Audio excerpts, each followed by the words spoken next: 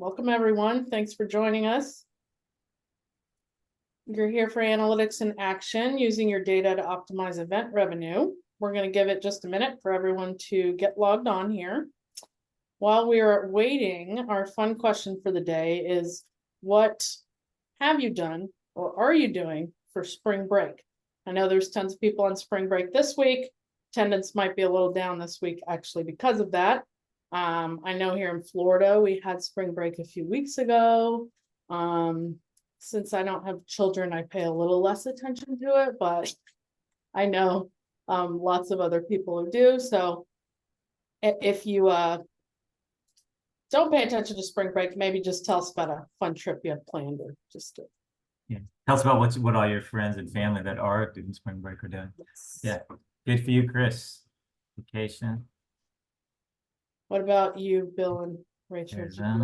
Did you do anything? Well, I guess your spring break's this week. You're not. This is it. This is Yeah. it. You're looking at it. We're doing some DIY. It's the perfect time to get in the garden and stuff. We generally vacation outside of the usual vacation time, so we don't usually do a spring break trip, but we'll do one that kind of close. So hiding from allergies is my favorite response. Staycation for Nancy.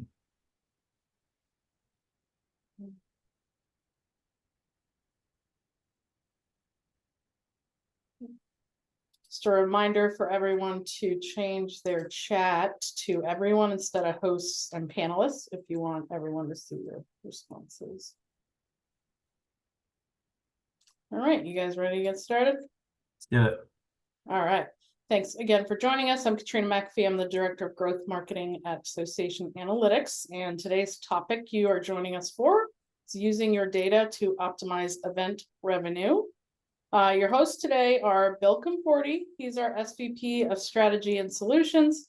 He has over 20 years of experience in software and products and services. And he's been with A2 for 9 years, which I just found out. He's a veteran here at A2. He currently leads our sales team, but he also works closely with our engineering and product teams to continue to improve our analytics platform, Acumen AI, and the service that we provide our customers.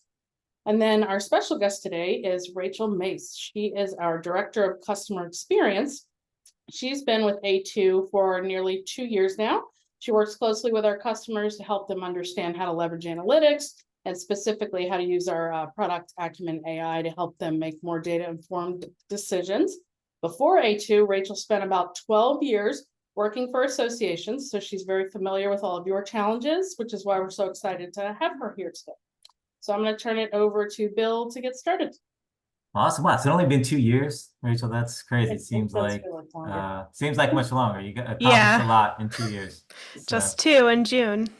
All right. So we're going to be talking about events today. Here's a quick look at the agenda. We'll do some polls as usual. We'll talk about increasing revenue as well as optimizing, kind of like what's the difference between those two.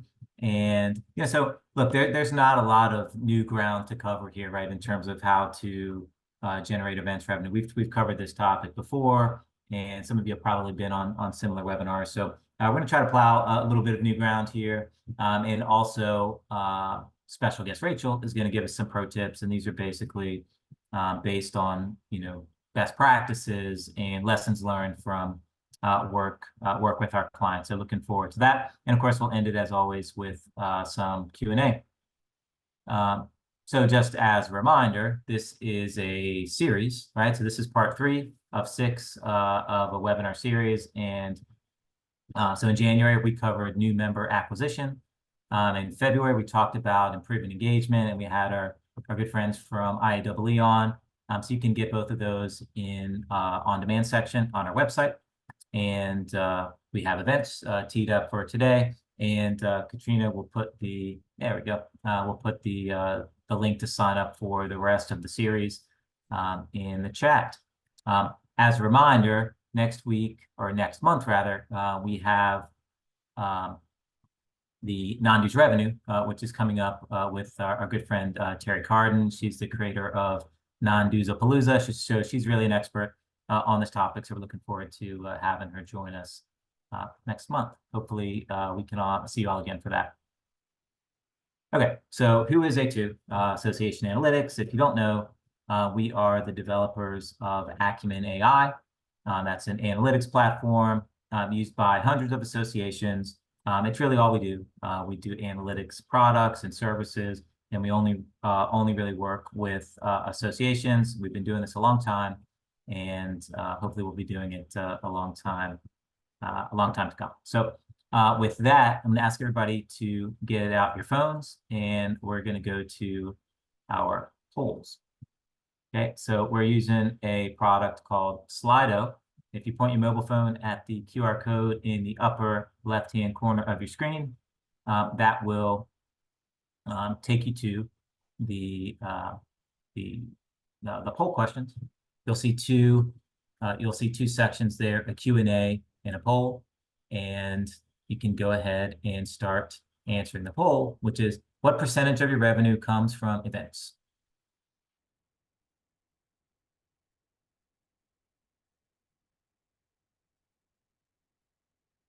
Okay, less than 25, leader in the clubhouse.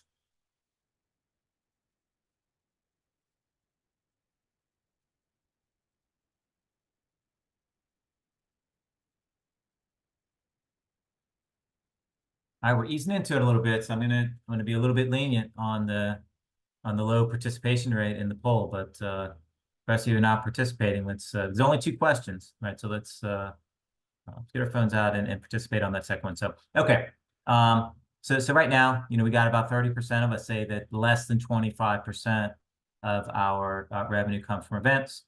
Another 30 saying 25 to 50. Quarter of us, 25%, say less than half, or more than half, rather, more than 50%, and a few of us don't know. So I don't know. I guess that's not too far off from what I was expecting. What do you think, Rachel? Yeah, it's a mixed bag, and it depends on what you define as events versus like on-demand learning as well. So that adds a complicating factor in there. All right. Awesome. Okay, so even if it's less than 25%, it's still, for most of us, if it's not a significant revenue driver, then at the very least, it's an important member benefit that we need to provide. So let's go ahead and go to the next one. This is an interesting one. On average, what percentage of your annual conference attendees are first-timers? Select the closest, all right? So is it closer to 10%, closer to 25, or maybe more than 50? I realize those are quite far apart, so this is what we call a directional insight, right? We don't have to be exact. We just want to, get a sense for where we are in this. And if you're having trouble, you can do the slido.com link and enter that code.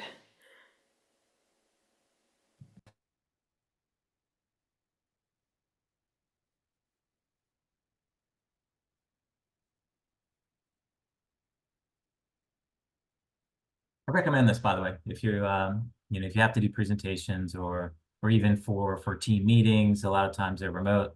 If you want to do like audience polls or Q&A, anything like that, where you want to get that recorded, Slido is a good tool for that. I can use it internally as well.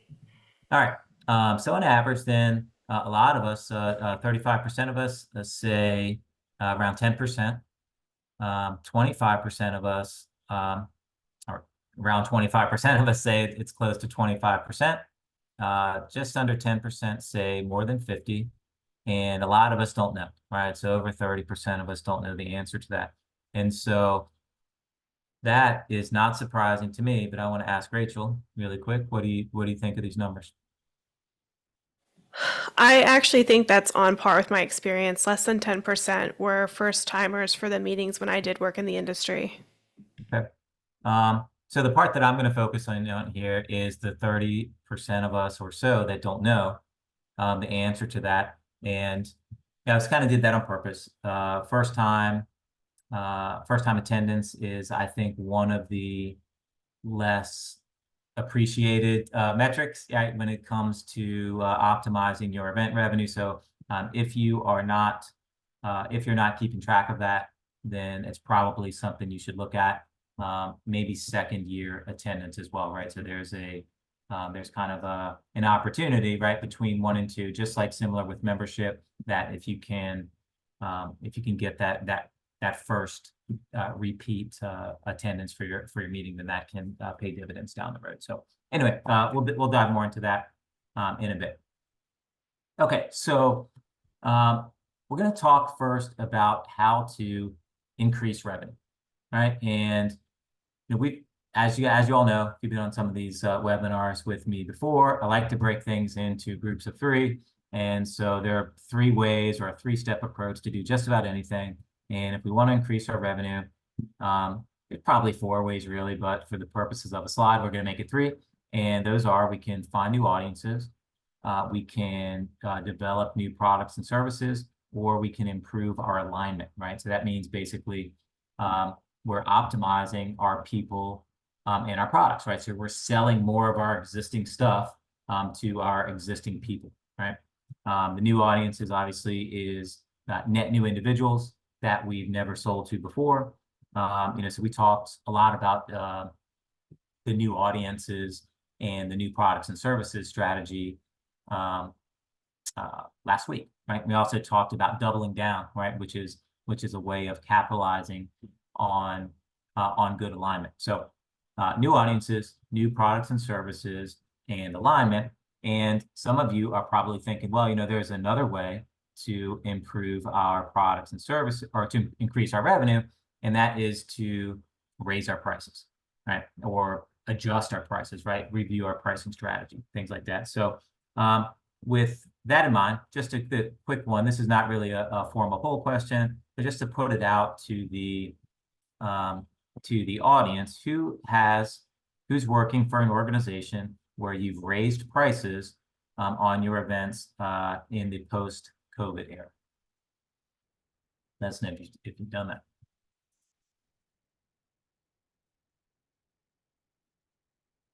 Or even streamline pricing. I know a particular client that actually streamlined their pricing post-COVID because they had too many tiers of pricing. That is very common, yes.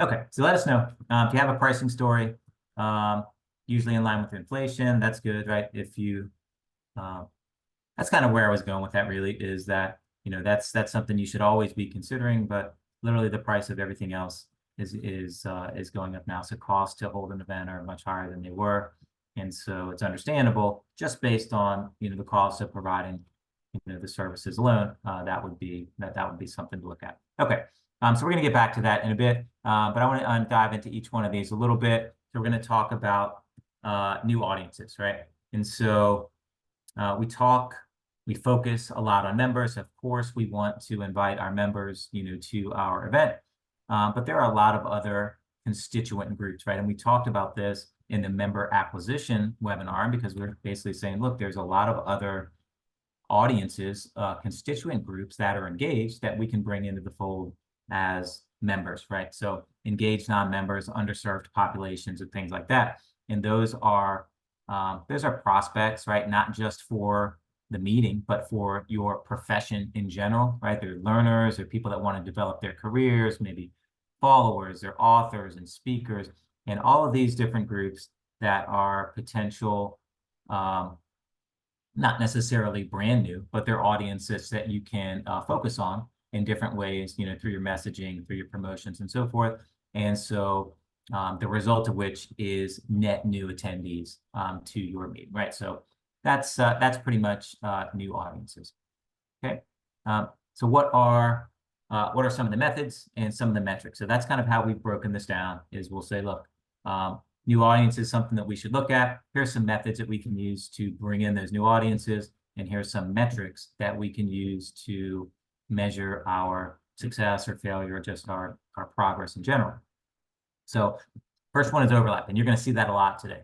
When I talk about overlap, or when Rachel talks about overlap, what we mean by that is looking at the overlap in certain activities, right? So the overlap in meeting attendance with other products and services that you offer, right? So very often you'll find there's a high correlation with a learning course and meeting attendance, or a product purchase and meeting attendance.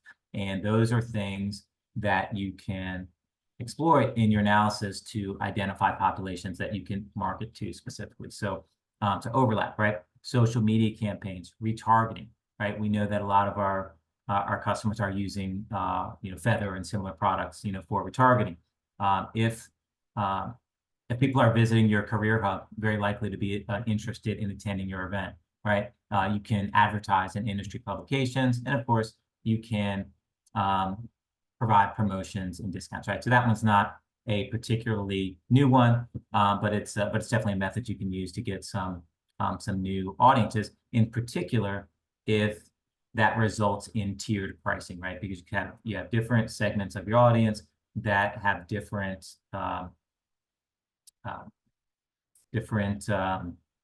ability to pay, and in the tier of service that they're looking for might be different. Okay, so in terms of metrics, that we look at percent overlap, between your meeting and these other activities. And social media, you might look at impressions, you would look at reach, you would look at engagement. We always are interested in looking at our weeks out analysis, right? So when we break up our registrations into different groups, we can compare that to how we've been doing in years past. Our website conversions doesn't have to be only on the website, but mainly, we're looking at different campaigns to push people to our site. We want to monitor those conversions and those registrations. And customer acquisition costs, right, or attendee acquisition costs. This one is a little bit tricky to get exact with, but just directionally understand what are the methods, what are the channels that are getting you the most bang for your buck in terms of registrants and in terms of sponsors and advertisers, and you want to make sure that you're kind of doubling down on this thing. So if anyone has something, a method or metric that you've used or that you'd like to share with the group that I didn't mention, now would be a great time to drop that in the chat. Think about that. And while you're doing it, I'm going to move on to the next one, which is new products and services. And so if you look at these, you might think, well, these aren't new. I've heard of all of these things, right? Or we've done all these things before. And so the idea here is not necessarily, right, something that's completely net new, because look, there's not a lot of new things under the sun anymore. We're kind of repurposing and repackaging and reimagining things that we've done before, right? So a new product or services could be things like courses, right? When we were talking with Lisa last month from IAEE, she talked about how they created a whole new track of courses, for a specific segment of their membership that they hadn't really had courses for in the past, right? So that was net new product and services and resulted in additional revenue. With respect to events, workshops, right? Pre-conference workshops, that are specific for early career, they're specific for executives, things like that are highly effective, right? They're very successful, and those are things where price is not as much of a factor, right? It's more value-based and it's more about your unique value. I think that's an excellent idea of a way to increase as well as optimize your revenue. Almost anything that occurs at your event, right? As you know, you've been to a lot of events, everything from the happy hour to the 10-minute break, to any kind of announcement or almost everything that happens is an opportunity for some kind of sponsorship. So be creative with that. There's probably a line somewhere where it gets a little bit annoying for attendees, but get right up to the line, right, and maximize the sponsorship dollars there. Add-ons, this is your golf tournament, your gala, right, that formal dinner that people pay extra for. There are opportunities to optimize here, right? Golf tournament is probably not one of them, right? People can play golf anytime, but something that is specific to your event and specific to your audience, like that formal awards dinner or something like that. Again, that's a unique value opportunity for your association. Probably a good idea to optimize. And of course, leadership, right? So anything that, again, that's related to leadership. That's for executive audiences. More often than not, the pricing is not as much of an issue for that. And there's that unique value really is more of a driver. All right. So methods and metrics overlap again, right? Because when we're looking for new products and services, one of the things that we do is look for areas where we expect a lot of overlap, but we don't necessarily see it. So percent overlap again, engagement scoring. We want to look at topic analysis, right? If there are topics in our community, for example, that are searched for or that are discussed a lot, we want to make sure that our products and services reflect that.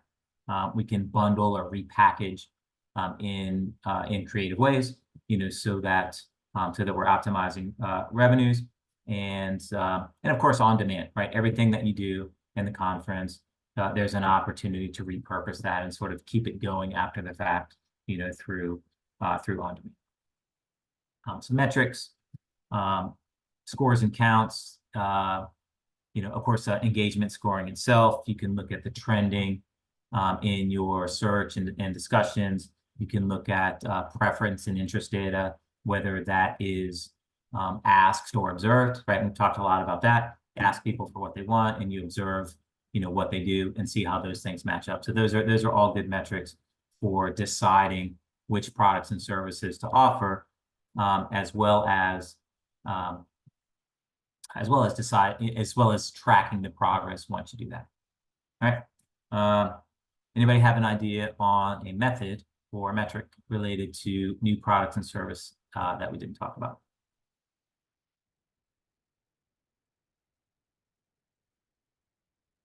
What is CSAT and NPS? Sorry about that. I was just realizing that I kind of skipped over that one. So CSAT is customer satisfaction, and NPS is Net Promoter Score, right? And so what those are, customer satisfaction is what it sounds like, but it's a quantitative measure of the satisfaction with, in this case, with your event, right? So it's attendee satisfaction, and NPS is Net Promoter Score, and essentially that measures whether or not you'd be willing to recommend that product or service to someone else, right? So I had a great time at your event. I'm going to recommend my colleagues attend next year, right? So that's kind of what Net Promoter Score is, and being able to quantify those things and monitor how they trend over time and how your event compares maybe to other industry events, for example, is really valuable. So that's CSAT and NPS. Great question. All right. So before we move to the last one, alignment, I want to talk for a second about the differences between increase and optimize, right? Because so far we've only talked about how to increase event revenue, right? And that's kind of mostly what we talk about, right? It's more attendees, more sponsors, more advertisers, more exhibitors, more money, right? More. It's all of that stuff. And when we talk about optimization, it's kind of combining some of the things where we're looking specifically at top line growth with some of the other things that we always talk about, which is your value proposition, right? Your unique value. And so in this case, we're talking about that unique value, and we want to use that to inform our pricing strategy, right? So not to go off too much of a tangent, right? But think about price elasticity.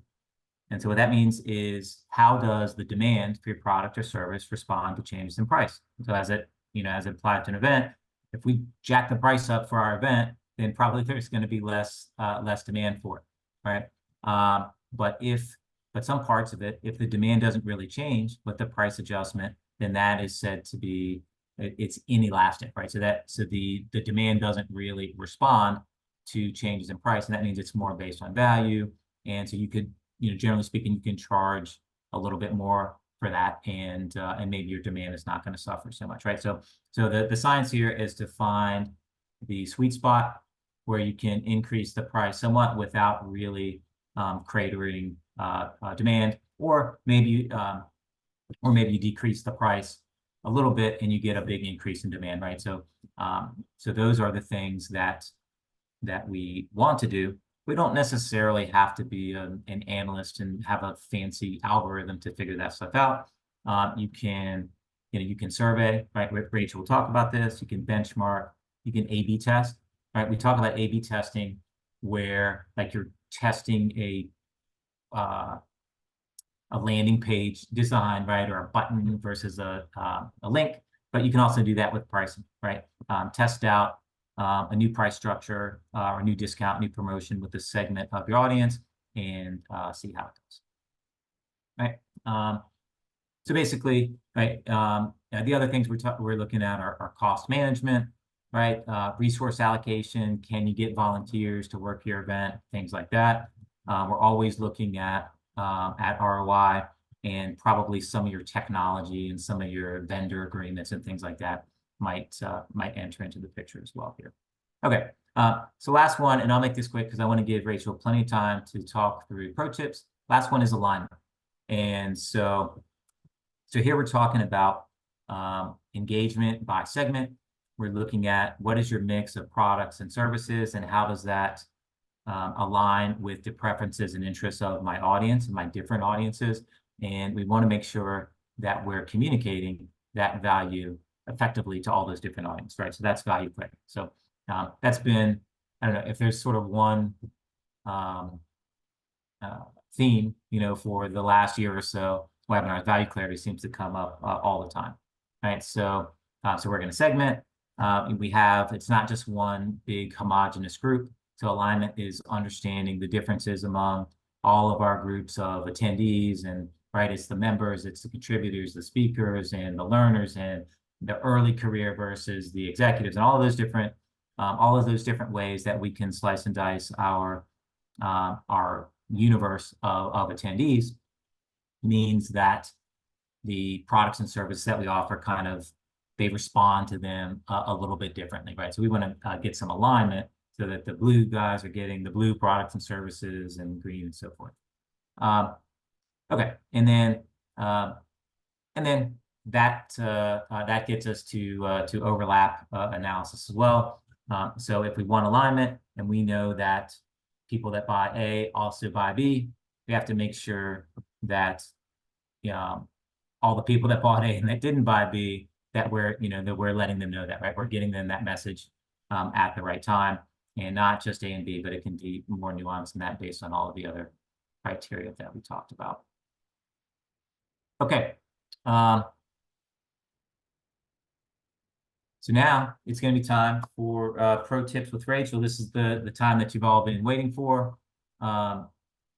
Keep up the questions. I'll be monitoring the chat, while Rachel is giving you some good practical tips. So I'll turn it over to Rachel. Okay, I'm going to try and take over the screen, Bill, if you want to let me do that. I'm not the most amazing at doing that, but can we see my pro tip screen? Hold on 1 second. There we go. There we go. Oh, we see it. I usually do everything on Teams, so I tend to go to that kind of structure as opposed to Zoom. So if at any point you don't see something, please interrupt me. Okay, so these are, we're calling them pro tips, but these are kind of things that we see across our clients, and we've kind of looked across the association universe to see what people are doing to not just improve their event attendance in terms of quantity, but in terms of quality, get the right people going to the right event. So one of the things that I think is really important for the association industry to start looking at is behavioral segmentation. So we understand that we are collecting demographics, job titles, credentials, different things like that, but behavioral segmentation is when we look at what people are choosing to do and using their actions to guide us. So that might be what they're posting in the community, what purchases they're making, what webinars or courses they choose. The reason why I think it's so powerful to use that is because it's a lot easier to keep up with. This is stuff people are voluntarily doing as opposed to you reaching out to them and saying, hey, complete your profile. So we're going to talk through some ideas behind behavioral segmentation and the why. So one of the whys behind behavioral segmentation, especially when it comes to events, is we don't want to shuffle the same deck. A lot of times we see people present new offerings, and they want to get people to attend offerings that kind of match where they're at in their career or maybe where they're at in the segment of the industry they're in, and people end up shifting around. Okay, well, I see that you have an annual meeting, but you also have a specialty seminar coming up in the winter. I'm going to go ahead and forego the annual meeting this year and sign up to that specialty seminar instead. We don't always want to shift the same people around. We want to understand our audiences and match these people to the conferences that they should be going to. We also want to get new people coming into our conferences because inevitably we want to see our industry grow, and we want to see interest in our industry grow. So when it comes to returning versus new, looking back at the question Bill asked towards the beginning of the presentation, we were asked what percentage of your conference is first-time attendees? Aside from the biggest answer being 10% or less, which is kind of in line with what we see across the board, there were a lot of I don't knows, and that's fair because that's not something we're conditioned in the association industry to naturally track. If you're just starting to set up benchmarks for this, you can go with the old business school 80-20 rule even until you get your feet wet and you kind of discover what is natural for your organization and where to push that envelope a little bit. You could say, as an initial goal, just to see how close we can get to it, let's aim for 80% returning and 20% new. So instead of shuffling the same deck, let's look at getting a few new people in here, matching up these conferences to the right audiences and using their behaviors to do so. I'd like to give you an example of that, early career behaviors, sorry. So what do I mean by early career behaviors? Well, these are things that we might associate with our members doing earlier in their career as opposed to later in their career. So here are some examples. Maybe you have a community for young professionals or a Q&A community where people are answering questions for people who have just general questions about the industry. Maybe you have some low-cost activities that's easier for people to do who don't have the budget to go to the bigger activities or bigger meetings. Maybe you have some how-to products or benchmarking guides that you sell in your bookstore, or you have 101 level courses in your LMS. Now that might be a big ask, those first 4 bullet points for people. Maybe they're not there yet.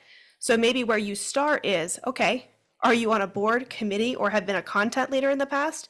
If the answer is no, maybe you're earlier in your career than those people in those 3 groups. So get creative, kind of think about what it means to be early in your career versus later in your career. You could even look at when they were added into your system.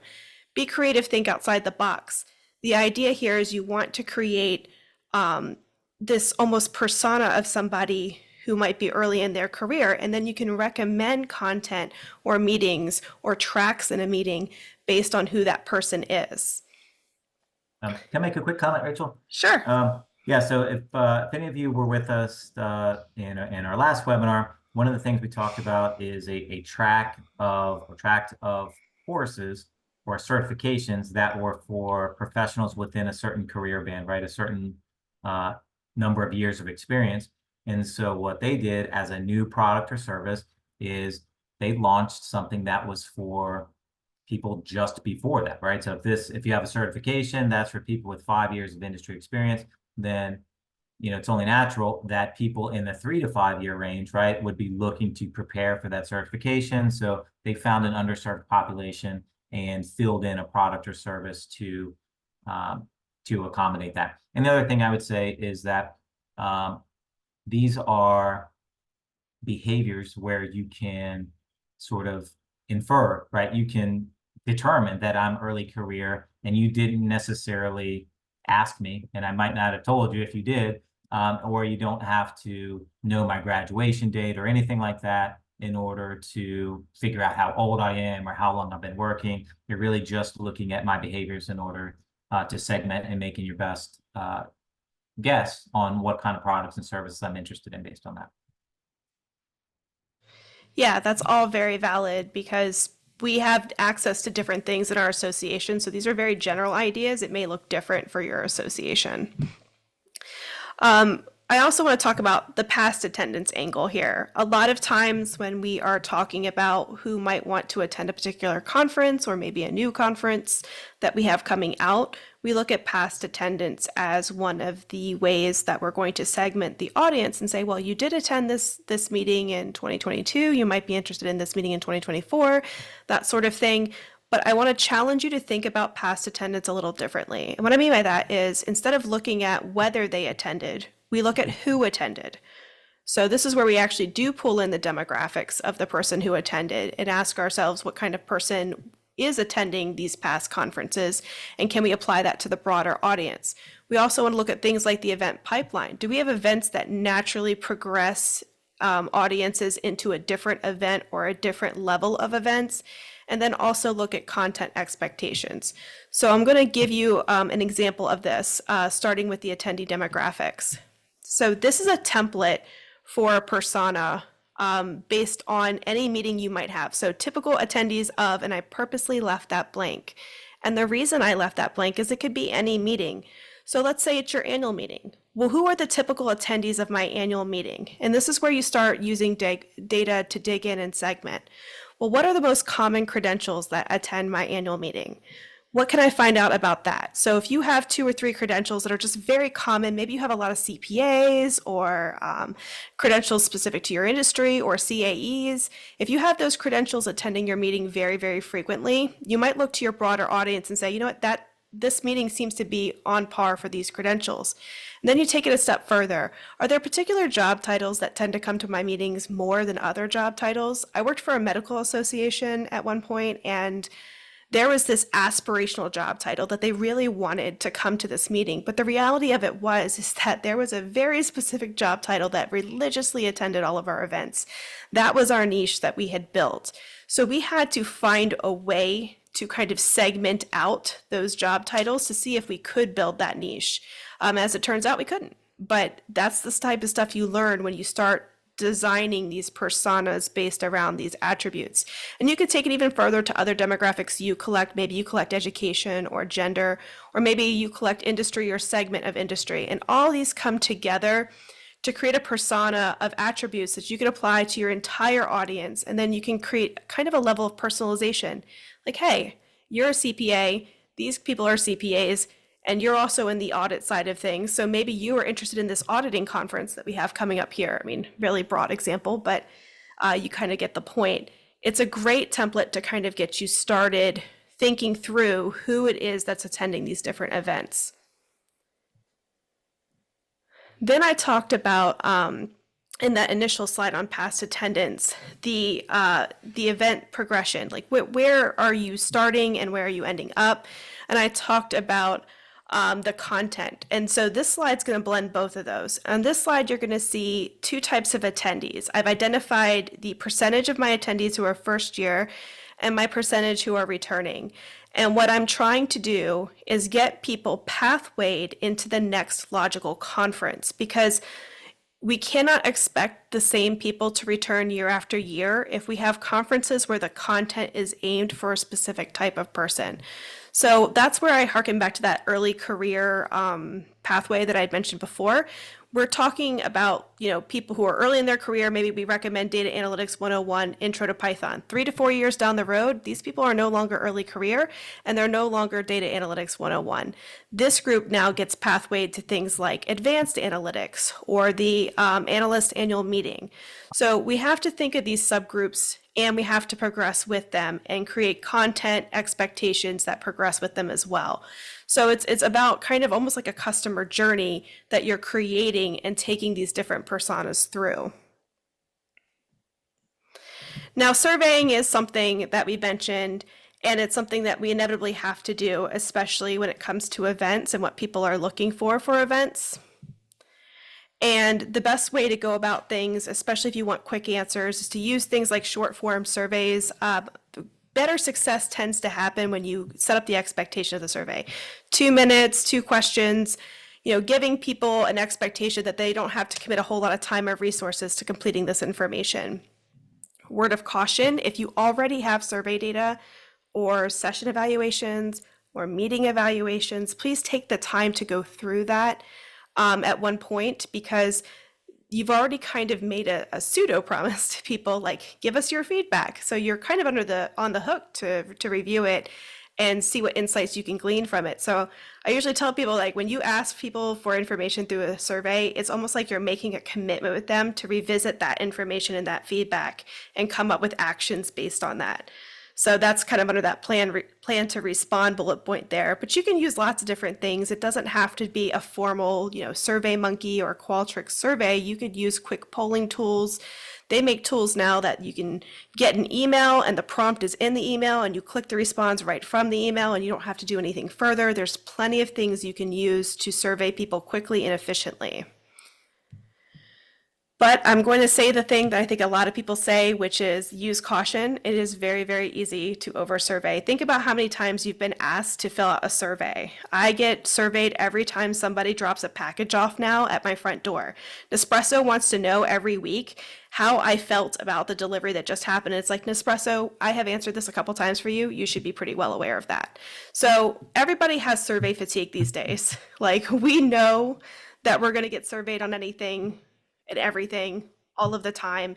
That's going to give us a lot of incentive to not do a survey. So when you do survey people, be very intentional about when, tell them how much time you're expecting them to commit to the survey, and be very specific in what you ask them. So here's an example of what I mean. This is a 2-question A2 event preference poll, and I'll explain to you the reasoning that I came up with for this. So this is one of the 2 questions that I came up with. And when I formatted the question, I thought about what the outcome would be based on every selection. So I asked them what the maximum fee they would spend for our annual conference would be. I gave them 3 spend options. The second option is the option that my leadership said they think that the price should be. Somewhere between $501 and $750.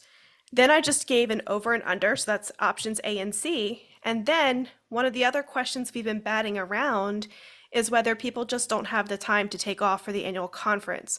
So I popped that in as option 4. What I didn't include was an open response area. I did not include an option, like bunch of micro options. I want to get to the meat of what I'm asking quickly, and I want to commit to anything I hear from them from options A to D. So one of the things that you're going to want to do on the response side of things is identify the ways you're going to adjust based on those responses. If somebody said, I don't have time to attend your annual meeting, and a whole bunch of somebody said that, like, that's the broad response you got back, then you need to take action based on that response. We heard you. The annual meeting is not convenient for a lot of you to take time off. Would you be interested in a Saturday meeting or a virtual conference? So you need to identify ways to adjust based on that feedback, including the scenario where people come back with the answer you didn't expect. You should assign either a task force, a working group, or even a few people with executive buy-in to commit to making the changes that people ask you to make. Because people are going to trust you more when you make those changes after they have taken the time to give you that feedback. And you also want to implement those changes fairly fast. 12-month or less time horizon. Think of it this way. If Delta asked you tomorrow if you could buy a subscription for having all of your bags checked free for the entire year for $25, your expectation would be, oh, that's going to come down the pike at least, sometime in the next year. They have the same expectation from you that you would have from Delta. So, And then, so right. Oh, sorry. Sorry, I thought you were stopping there. No. So I like this idea. I mean, I think intuitively we all know that when we ask a survey question, we should be prepared to respond accordingly, based on the results. But is this something that you would recommend that I respond to explicitly? Meaning that is it important that I have a response, or would you go so far as to say, look, we've asked the question and here are the results, right? The poll results came out this way, and 65%, wanted to, 65% felt that, option B was the best choice. And so that's what we're going to go with. And we've listened and thank you for your feedback and et cetera, something like that. Yes, so that's the perfect way to frame that last bullet point, actually, because In my opinion, and this is kind of backed by from what I've seen, survey science and the little bit of time I've taken to wade through that, people respond to when you say, hey, this was driven by us querying you. We queried you, you told us, and here's explicitly what 60% of people said. Not only does it reward the people who participated, but it incentivizes other participation in the future. So people do respond to incentives like that. And that's why places like Delta Airlines and things like that, that's why they have that fast implementation. And that's why they actually point to things like that. When the, I don't know if any of you are Delta Sky Miles members, but when they changed the program and made it harder to get medallion status, people lost it. But when they surveyed people, they got responses in droves. And that's because everyone knew that Delta was going to use those responses to make changes that people wanted to see. People still aren't happy with the changes, but when Delta surveys now, people are more inclined to respond because they know it's going to get action out of it. So when you can tell them, hey, 65% of you said you'd be willing to pay $750 more, so we feel confident charging that amount, you can not only have confidence in your decision, but let people know, hey, if you don't like it, you need to participate more so we can hear from you. So we do need to talk about exhibitors and sponsors, because for many organizations, these exhibitors and sponsors do drive a significant amount of revenue, and there are expectations in terms of attendance from this group of people. And I'm going to dive into this really quickly because I know we are time sensitive, but I wanted to take an analysis of consecutive events attended for exhibitors to kind of show a bit of a story here. So this is something I actually recently posted on LinkedIn. I showed this graphic and I asked people where they would spend some of their marketing dollars. And this shows you how many events were attended consecutively by this group of exhibitors. And it's a very weird split. It goes from 1, 2, and 3 having a certain number, and then number 4 pops right up close to where 1 is, and then has a slower drop off for 4, 5, and 6. So this shows there's a divide between very loyal exhibitors and wishy-washy exhibitors. And because it's such a natural divide, this actually might be kind of a really natural place to A/B test or segment your exhibitors. People who have attended 4+ consecutive, maybe we respond differently or treat them differently in terms of their preferences or what they respond to in surveys. And then for people 1, 2, and 3, maybe we evaluate whether we're matching them with the right opportunities or the right people. So let me show you what that looks like. Hey, Rachel, can I interrupt again? I'm sorry, I keep interrupting, but It's fine. I was thinking, like, we asked everyone earlier their percentage of first-time attendees. So just informally, I want to ask those in the chat, what do you think your percentage of first-time exhibitors are? So back to that graph. And this is not quite the exact measure. This is consecutive events attended, but same concept. Okay, 10 to 20, 30%, okay. Okay, so like a lot of variation there. Okay, and so we see, and so I would guess pretty low, yeah. So, and we see this, this bump, like a lot of a lot of 4th year, right? 4 consecutive Right. events, right? Is that, I don't know, just as a wild guess, right? What percentage of your exhibitors in a given year would you say have been there 4 consecutive years or longer? 75%. Congrats, that's great. That is amazing. So anyway, the exact numbers, you know, are not, I mean, they're important for you, but the point is here is that this is a very meaningful and kind of readily available data point, right? That's that you can use to segment, right? And you really should be doing that. So, all right, I'm sure Rachel was getting ready to say that essentially. So in my example, Bill, and this may not be quite where you were going with this, but in my example, I took 2 visuals. So one visual, which is on the left-hand side, is the exhibitor demographics, like who are these exhibitors? looking at each year what percentage of exhibitors come from different types of org types. And you can do this with like industry or size or whatever demographics you collect for your exhibitors. So that's on the left side.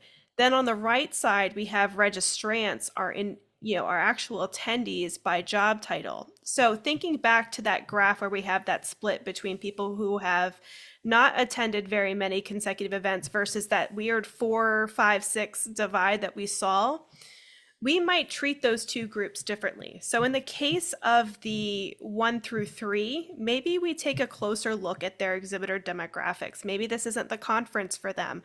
Maybe it's an unfair expectation to expect them to come year after year. Maybe we have a returning exhibitor incentive we offer them. Then for the 4, 5, and 6, maybe we give them more insider information about our attendees. Like, hey, right now this is our current split. Is there a particular job title that you're looking to connect with at this particular conference? And then focus your marketing efforts based on some of the qualities that exhibitors have expressed to you. Like, oh, we really love to see more coordinators come because we find that when we get in with these lower level employees, we build a lot of confidence in our product and they convince people from the bottom up to adopt whatever it is we're trying to get them to adopt. So depending on the angle you take here, you may segment those two exhibitors just completely differently. Look at the exhibitors themselves for those less loyal. And then for the more loyal, look at your attendee profile so that you can help them continue to make better connections conference after conference. So it does bear, some discussion, not just from the attendee side, but from the exhibitor and sponsor side, because for a lot of our conferences, they're helping support this initiative for us to get our members this education. That's all I had, Bill, unless you had anything you wanted to add on to that. As I do. Okay. So I wanted to add on to the demographics. Just a quick comment there. So a lot of you, especially if you rely on exhibitors and sponsors and advertisers to generate most of the revenue for your events, is you have to have a really good prospectus, right, for all of those different groups to decide if they want to invest in your event. And very often what we do is we rely on last year's numbers, right? So this was the breakdown of attendees last year. Don't you want to be a part of it this year? Well, that is fine. But if you are using last year's data and prior historical data, and you're looking for new audiences, if you are looking for new products and services, right? If you're trying to better align the products and services that you have, then you are very likely to have even, or be on pace for even more attendees than in the past, and in a more desirable demographic mix, right, than you've had previously, right? So if you're able to collect those things in real time leading up to your event, then you can basically provide an up-to-the-minute perspectives that is based on, but doesn't rely exclusively on last year's data. So that can be important if things are trending in the right direction, which I'm sure they are. So Jackie had a question, and she's talking about location. She said, can you account for event geographic location and find data on association cost to host an event versus more well-attended geographic location? So yeah, I mean, that is, and I'll let Rachel answer too. That's something that comes up a lot with Acumen customers and prospects. And so in our product, event location is one of the key demographics. And so you might not want to compare the years where you had your annual conference in Las Vegas versus the year that you had it in Birmingham. No disrespect to Birmingham, but the locations are just fundamentally different. So from a planning perspective, you do need to be able to filter that way, and also from a cost management perspective, right? You want the name of the game is, without a lot of fancy tools and algorithms, is you want to optimize the revenue, right, from the attendees and from the other financial levers for the event, with the cost to host the event, right? And understanding that very often, like, the event location is decided years and years in advance. And some of these things you're literally deciding as you, in the months and even weeks leading up to the event. But yes, location is very important, and it's an essential demographic, but both for the location of the event as well as the attendees. Yeah, and sometimes travel distance doesn't matter. Sometimes people want to travel more, so the assumption can't always be either that less travel is better. It really does depend on your mix of attendees and how strong they turn out for some locations versus others. Yeah, that reminds me of another, like we talked about not shuffling the same deck, right? And as it relates to new products and services. And so what we've seen some of our customers do, and just some associations in general, is to start to split events, right? Like you might have an East Coast and a West Coast, right? A summer and a winter event, something like that. And and very often, and at least in our experience, the overlap between those is kind of small, which means you're really reaching a lot of net new attendees and exhibitors and sponsors by having two events, right? A lot of us learned that during COVID, that the overlap, right, of our virtual attendees versus our in-person attendees wasn't very big, right? And we couldn't necessarily, we didn't necessarily, like we weren't really shuffling the same deck, right? If we branch that out, we could potentially reach net new audiences, right? So, so some of our necessary virtual components have kind of persisted because we found that that's a net new audience and a good segment that we can expand into. Okay, we have another question from Jackie about working in a very social issues aware industry. Have you found better ways to work around event locations with issues that clash with that mission? Not to pick on any state, but censorship, clashing with the library community. I kind of get what you're throwing down. And yes, friendliness to your industry can mean a lot. Using a completely different example, there are some states that are more friendly to the particular type of healthcare that I used to work in and the association industry than others. That had better certificate of need laws is what they came to know them as, and we did tend to favor them for conference locations because that really did matter to our attendees. They did not want to go to locations that had unfriendly certificate of need laws because they found them to be distasteful and were not interested in attending meetings in those locales. Do you have like another example of that, Bill? Well, it's not really an example, but I was just going to make the comment that one of the types of data that we don't talk about as often is contextual data, right? And so that's, you know, something like the prevailing regulatory environment or the politics of a particular area are things that wouldn't show up in your database, right? But those are things that you do need to consider as well. So that's why we always say it's data informed decisions, right? It's not necessarily data driven because those things wouldn't necessarily show up. So, all right. Any last words, Rachel? I'll give you the last. Not really. I'm just gonna throw our QR code for our demo coming up and let everyone know that we have another one in April. I don't know, Katrina, if the people were mistaken about the April date. Was it the 24th or 25th? But that Yeah, it was originally the 24th because we're having these on Wednesdays to accommodate, I think some travel Bill had and Terry Cardin's schedule. We had to move it to the 25th. So that's been updated, and anyone who registered should have received the notification from Zoom. I'm also going to send out an email to all registrants, just make sure everyone's verified that they've moved that on their calendar if Zoom didn't do it automatically if you didn't click the link in the email. So all right, it's on the 25th. Cool. Thanks, everybody. It was fun. Appreciate all of the great questions and comments. So non-dues revenue next month. Look forward to seeing everyone there. Take care.